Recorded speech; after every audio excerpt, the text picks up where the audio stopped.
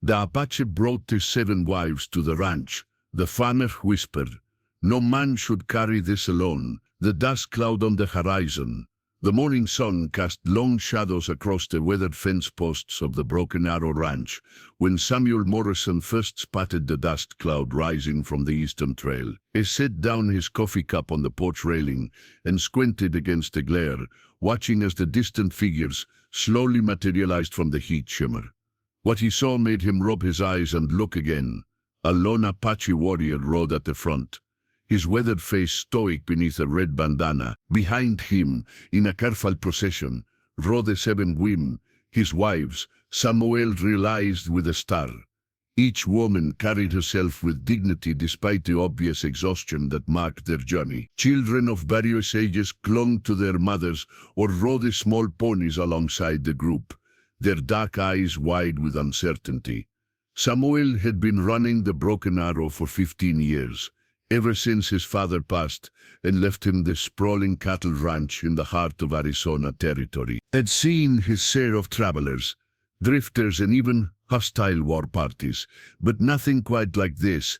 The Apache Wars had officially ended years ago, but tensions still ran high between the white settlers and the remaining native tribes. Most Apache had been relocated to reservations, yet here was a family, a large one, approaching his ranch with what appeared to be all their worldly possessions. The warrior raised his hand in a gesture of peace as they drew closer. Samuel stepped down from the porch, his hand instinctively checking the position of his holstered Colt, though something in the man's bearing suggested this was not a hostile encounter. "Iam Nalnis," the Apache said in heavily accented English as he brought his horse to a stop 20 feet from the house. "These are my wives, my children. We seek temporary shelter. We can work." Samuel studied the group more carefully. The women's clothing was a mixture of traditional Apache dress and practical frontier wear, patched and mended from long use. The children, ranging from toddlers to teenagers, watched him with the wariness of those who had learned early that strangers could mean danger. But it was the man himself who captured Samuel's attention. Nal Nish carried himself with the bearing of a leader, yet there was something in his eyes that spoke of profound loss and desperate hope. "Where are you coming from?" Samuel asked, keeping his voice neutral. "San Carlos," Nal Nish replied, naming their reservation nearly 100 miles to the southeast. "There is sickness. Many have died.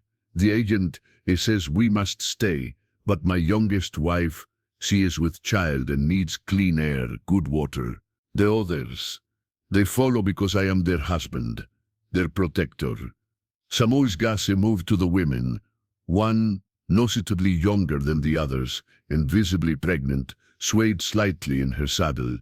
Another woman, older and clearly the senior wife, reached out to steady her with a gentle hand. "The law says you should be on the reservation," Samuel said carefully.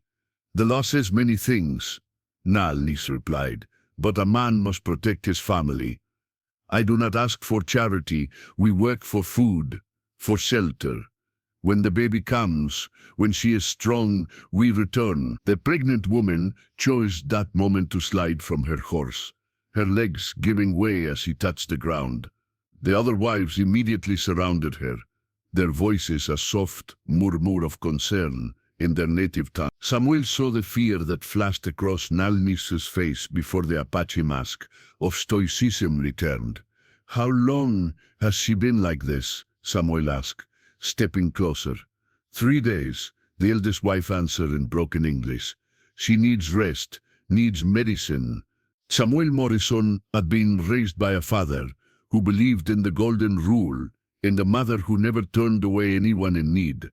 He'd also been raised in a territory where showing kindness to the wrong people could get you killed. But looking at this family, at the pregnant woman now sitting heavily on the ground, at the children who watched him with hope and fear in equal measure, at the proud warrior who had swallowed his pride to ask for help, Samuel made his decision. "There's a line shack about 2 miles north of here," he said. "It's not much, but it's clean and dry. You can stay there while she recovers." The relief that washed over Nalnis's face was quickly hidden, but not before Samuel caught it. "We work," the Apache said firmly. "We do not take charity. I've got cattle scattered all over this range that need gathering before winter," Samuel replied. "And my fence line has more holes than a sieve. If you're willing to work, I've got work to offer." CTA discover more captivating stories of unlikely alliances and frontier courage. Subscribe to our newsletter for exclusive tales from the American West that will transport you to a time when honor and humanity transcended all boundary. The Weight of 7 Hearts. The line shack had been built by Samuel's father as a shelter for cowboys working the far reaches of the ranch.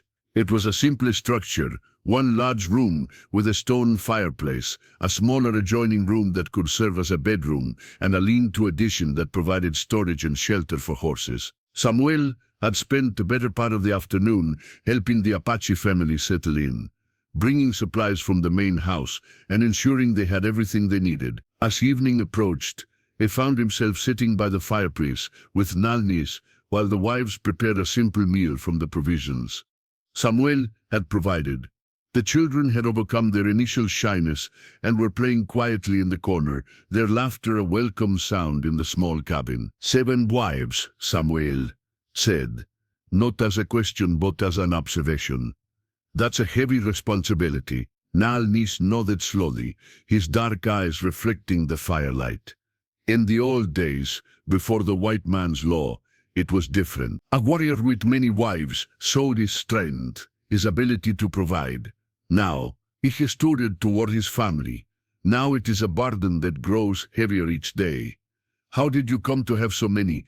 The Apache was quiet for a long moment, and Samuel wondered if he had overstepped. But then Nalnis began to speak, his voice low and measured. "Ayana was my first wife," he said, nodding toward the eldest woman who was tending to the pregnant wife. "We married when I was young, when the world was different. She gave me 3 children, 2 sons and a daughter. When her sister's husband was killed in a raid, I took her as my second wife, as was our way. She had 2 children who needed a father." He paused, watching as Ayana gently helped the pregnant woman drink from a cup of herbal tea. The others came in similar ways. War, sickness, accidents, they left women alone with children. In our tribe, a woman without a husband, without protection, she and her children would starve. So I took them as wives, gave them my name, my protection. "And now you're responsible for all of them," Samuel said, beginning to understand the weight this man carried. 14 children in total, Nalnis confirmed. 7 women who looked to me for everything: food, shelter, safety, guide. On the reservation, the government gives us rations, but they are not enough. The children are hungry, the women grow thin, and now Kachina, he nodded toward the pregnant woman, she needs more than the reservation can provide. Samuel studied the Apache's weathered face. "You could have left some of them behind, made the journey easier." Nalni's eyes flashed with something that might have been anger. A man does not abandon his family, even when the burden becomes too heavy to bear alone. The pregnant woman, Kachina, suddenly cried out, doubling over in pain. Ayana was at her side instantly, speaking rapidly in Apache. The other wives gathered around, their faces tense with concern. "The baby," Ayana said to Samuel in her broken English.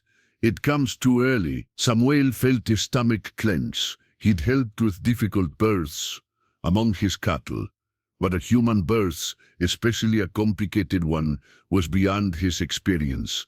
The nearest doctor was in Tucson, more than a day's ride away. "What do you need?" he asked Ayana. "Hot water, clean cloth," and she hesitated, then looked directly at him. "You have whiskey?" "Yes." "Good. For pain, for cleaning." This will be difficult.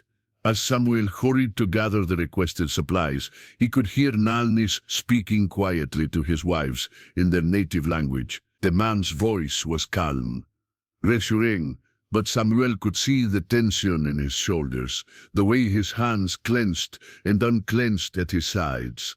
When Samuel returned with the supplies, he found the women had transformed the small bedroom into a birthing chamber. They moved with practiced efficiency, each knowing her role without need for discussion. Nalnis stood in the doorway, clearly wanting to help, but recognizing that this was women's work. "She is strong," he said to Samuel, though it sounded like he was trying to convince himself as much as anyone.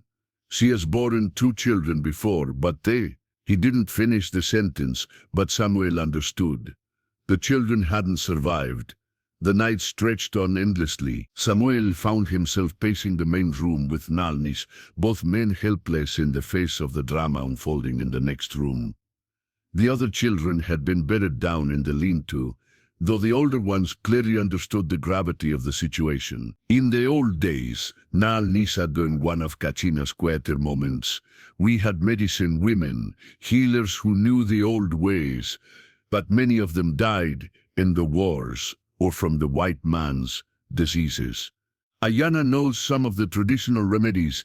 She's doing everything she can, Samuel assured him. Yes, but sometimes everything is not enough. Nalnis turned to look at Samuel directly. To ask why I carry the burden of 7 wives?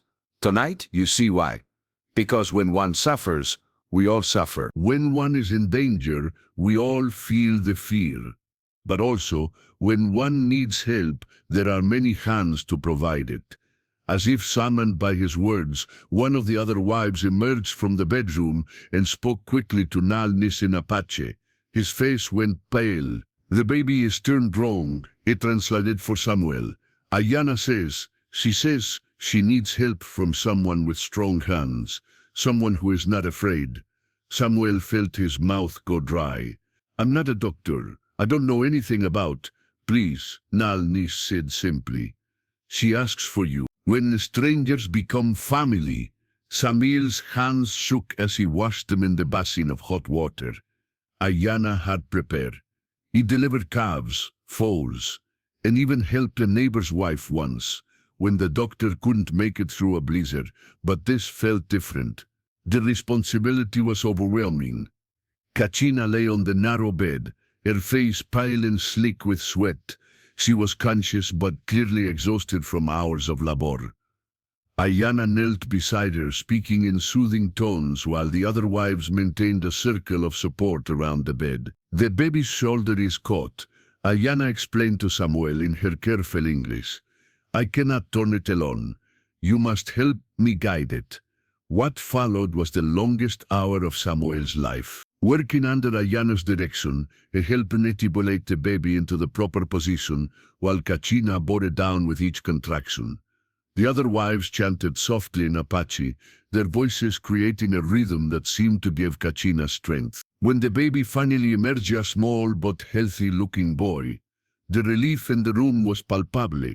Ayana quickly cleared the infant's airways, and his first cry brought tears to more than one set of eyes. "He is small but strong," Ayana announced, wrapping the baby in clean cloth, like his father. Nalnis, who had been waiting in the doorway, stepped forward to see his newest son. The emotion on his usually stoic face was unmistakable as he gently touched the baby's tiny hand. "He will be called Samuel," Nalnis said suddenly, looking up at the rancher, "for the man who helped bring him into this world." Samuel felt his throat tighten. "That's an honor I don't deserve. A man who risks his own comfort to help strangers deserves whatever honor we can give," Nalnis replied. As dawn broke over the ranch, Samuel found himself sitting on the porch of the line shack, exhausted but oddly exhilarated. The crisis had passed, both mother and baby were resting comfortably, and the family had settled into a routine that suggested they would all be fine. Nalnis joined him on the porch, carrying 2 cups of coffee that one of his wives had prepared. "I have been thinking," the Apache said as he handed Samuel a cup, "about what you said yesterday, about the work you need done. The offer still stands," Samuel replied. "Though I understand if you need to focus on your family right now, that is exactly why I want to accept," Nalnis said. "My wives, they are strong women, but they have been carrying burdens too heavy for too long. Here, for a little while they can rest, they can heal, and I can provide for them through honest work rather than government handouts. Samuel studied the man's profile in the morning light. The neighbors might not understand. Some of them have strong feelings about Apache. And you? Do you have strong feelings? Samuel considered the question. I have strong feelings about right and wrong, about helping people who need help. The rest is just politics and old grudges. Then we understand each other. Over the following days, Samuel watched as the Apache family integrated into the rhythm of ranch life. Nalnis proved to be an excellent horseman and had an intuitive understanding of cattle that impressed Samuel. The older children helped with chores around the land shack and proved surprisingly adept at mending fences and gathering strays, but it was the women who truly amazed Samuel. Despite the recent ordeal, they threw themselves into making the line shack not just livable but comfortable. They cooked, cleaned, tended the horses, and even began a small garden behind the cabin. Ayana, in particular, seemed to have a gift for organization and quietly became the coordinator of the family's activities.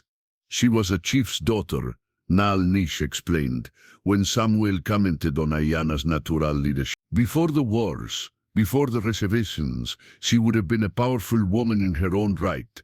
Now she channels that power into keeping our family together. Samuel began to understand that each of the 7 wives brought something unique to the family unit. There was Ayana, the organizer and healer. Kachina, despite her recent childbirth, was skilled with horses and had a gentle way with the children. Another wife, Itzel, was a gifted seamstress who kept everyone's clothes mended and clean. Each woman had her role, her contribution, and together they formed a support system that was stronger than the sum of its parts. You see now why I could not leave any of them behind, Nalnis said one evening, as they watched the family gather around the fire outside the line shack. They are not just my wives, they are sisters to each other, mothers to all the children, the foundation upon which our survival rests. CTA experience more heartwarming tales of resilience and community in the Old West. Join our exclusive reading community and get access to stories that celebrate the triumph of human spirit over adversity. The choice that changes everything. 3 weeks after baby Samuel's birth, the peaceful routine at the Broken Arrow Ranch was shattered by the arrival of a cavalry patrol. Samuel spotted the dust cloud from the main house and rode out to meet them, his heart sinking as he recognized the lieutenant leading the group. Lieutenant William Hayes was a by-the-book officer who had little patience for what he saw as the Apache problem. He'd been involved in several of the forced relocations to San Carlos and had a reputation for harsh treatment of Native Americans who strayed from the reservation. Morrison, he said as he reined in his horse, were tracking a group of Apache who left San Carlos without permission. 7 women, multiple children, led by a warrior named Nalnis. You seen anything? Samuel felt his mouth go dry, but he kept his expression neutral. What makes you think they'd come this way? Tracks lead in this direction, plus you're known for your charitable natures. When it comes to strays, Hayes' tone made it clear what he thought of such charity. These Apache are in violation of federal law. They need to be returned to the reservation immediately. And if they refuse to go, Hayes' hand rested casually on his sidearm. Then we'll make the decision for them. One way or another, they're going back. Samuel's mind raced. The line shack was only 2 miles away, and with Kachina still recovering from childbirth, the family couldn't simply disappear into the wilderness. But he also knew that Hayes wasn't the type to show mercy to Apache, who had violated reservation boundaries. I'll keep an eye out, Samuel said carefully. If I see anything, I'll let you know. Hayes studied him for a long moment. See that you do, Morris. Harboring fugitive Indians is a federal crime. I'd hate to see a good rancher like yourself get caught up in something that could ruin him. After the patrol rode on, Samuel galloped back to the lion shack. He found Nalnis working on a section of fence, but the Apache's posture told Samuel that he'd already spotted the soldiers. "How long do we have?" Nalnis asked without preamble. "Not long. They're searching the area systematically. They'll be back this way within a day or two." Nalnis nodded grimly. "Then we must leave tonight." "Kachina isn't strong enough for hard travel yet," Samuel protested. "And the baby will die on the reservation if the sickness has not passed." Nalnis finished. "At least out here, we have a chance." Samuel looked toward the lion shack, where he could see the women going about their daily tasks, unaware that their brief sanctuary was about to end. The children were playing in the yard, their laughter carrying on the evening breeze. It seemed impossible that this peaceful scene was about to be shattered. "There might be another way," Samuel said slowly, an idea forming in his mind. "What do you mean?" "The law says you have to be on a reservation.